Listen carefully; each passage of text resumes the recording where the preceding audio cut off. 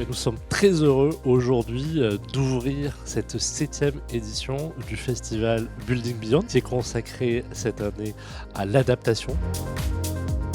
Quand l'adaptation m'est posée comme défi, il est toujours immédiatement imaginé comme encore plus solide ou encore plus étanche. Si on est étanche, on sera en non-compréhension de ce qui se passe avec la nature et en coupure avec les autres habitants. Donc je propose des abris ouverts pour que l'architecture puisse s'ouvrir à la compréhension des phénomènes de la nature et en même temps s'ouvrir aux plus vulnérables. Ce que j'aime bien, c'est le côté solution, concret, et de montrer que c'est possible d'agir. Dans ma pratique, l'adaptation se caractérise par une approche systémique qui va aussi bien nous interroger sur l'infrastructure, sur une approche finalement minérale, notre bâti, notre réseau viaire. Je pense qu'il faut aujourd'hui avoir une approche systémique pour régénérer la biodiversité, ce qui va être notre clé pour nous adapter. Donc c'est une adaptation beaucoup plus complexe et qui pose une question d'un changement de modèle. Building Beyond, c'est la promesse de rencontrer 75 intervenants, experts, des responsables publics, des décideurs d'entreprise, des innovateurs et des personnalités hors normes pour débattre des questions d'adaptation des villes, des territoires, mais aussi des métiers de la construction, des mobilités, de l'énergie aux enjeux du réchauffement climatique. On a construit ces journées comme autant d'occasions de pouvoir échanger avec les gens qui viennent assister aussi, parce que je pense qu'il y a beaucoup de gens intéressants dans l'audience. Voilà, c'est un foisonnement ces 3 jours de festival. L'adaptation, c'est quelque chose qui se fait de manière personnelle, c'est nos émotions qui nous font prendre une décision, mais c'est bel et bien pour une collectivité et un groupe dont on est ensemble responsable du futur. Et pour ça, il faut ne plus vouloir simplement collaborer, mais il faut coopérer. J'ai trouvé ça extrêmement enrichissant d'avoir le retour d'un scientifique, d'un explorateur, d'un dessinateur de bande dessinée. Et c'est aussi un lieu où on peut justement rencontrer des personnes de divers horizons. Donc c'est un bon moyen aussi d'échanger sur le sujet et de faire de belles rencontres. Nous participons, je crois, à travers le festival Building Beyond, qui est un vrai succès de mise en synergie des intelligences des uns et des autres de façon à nous permettre collectivement de mieux assumer ce défi existentiel du siècle que constitue l'état de la planète.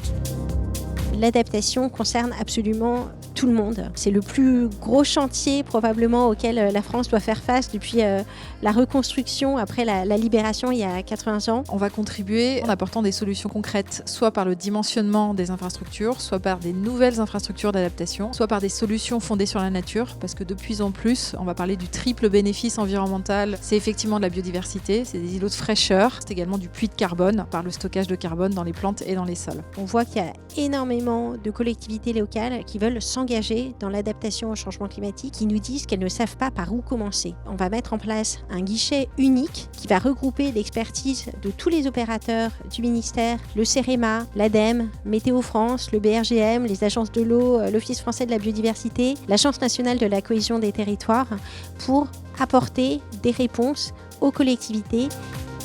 Je suis convaincu que l'adaptation, c'est un sujet pour Léonard qui est capable de réunir des industriels comme nous, des représentants de l'État, y compris les ONG qui travaillent sur le climat. Je crois que c'est très utile que nous nous parlions. On a tellement besoin de créativité et de l'intelligence de tout le monde. Toutes nos équipes travaillent sur ces questions. Et c'est pour ça qu'à travers Léonard, on a monté une démarche prospective adaptation au changement climatique qui permet de mettre autour de la table différents acteurs de Vinci et on traite différents sujets de l'adaptation, notamment les financements, l'assurance, mais aussi comment mettre en proactivité les collaborateurs pour qu'ils soient en capacité de proposer des solutions cohérentes et concrètes à nos clients.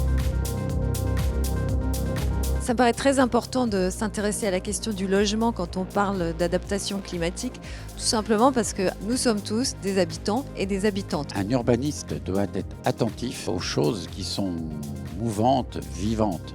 Et la première chose, c'est l'habitant, c'est l'humain. Le reste, ce ne sont que des constructions. Bien sûr que s'adapter de manière juste, c'est possible. Ça nécessite 2 choses. C'est de bien évaluer les impacts différenciés entre les plus riches et les plus pauvres, parce que c'est par exemple ceux qui occupent les emplois les plus précaires qui sont les plus soumis au réchauffement climatique. Et ensuite de créer de la solidarité, d'avoir une fiscalité qui permet la redistribution et des choix d'investissement qui répondent aux injustices. Je trouve que le programme est de très grande qualité, les intervenants également. Je suis actuellement étudiant dans un MBA de management des transitions urbaines. Donc on est au cœur des sujets qui m'animent en ce moment. On a un certain nombre de réalités auxquelles il faut qu'on s'adapte. On a d'abord le réel du patrimoine avec ses défauts, ses qualités, ses capacités de transformation. On a la réalité des habitants avec des réalités de vie qui sont extrêmement diverses. La troisième réalité, c'est celle d'une réglementation qui évolue, qui nous impose des normes, des seuils, des règles de mobilisation de financement. Et puis la quatrième réalité, c'est la réalité économique, nos capacités à faire, la capacité des habitants aussi. Il faut qu'on arrive à trouver le bon niveau de convergence et de compromis entre toutes ces préoccupations. S'adapter demain, c'est anticiper aujourd'hui. Donc ce qui convient aujourd'hui pour les communes les plus vulnérables, les communes à enjeu, c'est vraiment de disposer d'un diagnostic fin et d'avoir une analyse socio-économique pour savoir qu'est-ce qui va être à défendre à tout prix et à contrario, quelles sont les zones où il faudra relocaliser. Depuis les années 50, environ 900 km de côte, soit 20% du territoire, est en érosion. On a perdu à peu près 35 km² de territoire, soit la superficie de la ville de La Rochelle. Ce que ces 3 jours de festival ont montré, c'est vraiment qu'il y avait déjà plein de solutions disponibles pour s'adapter. Merci aux 75 intervenants qui sont venus les présenter, merci aux participants et aux équipes qui ont aidé à organiser le festival. On se retrouve l'année prochaine pour continuer à explorer de nouveaux enjeux de transition des territoires et des villes. Le message que nous devons tous retenir et se donner le matin à chaque réveil, c'est qu'est-ce que je peux faire aujourd'hui qui peut changer les choses.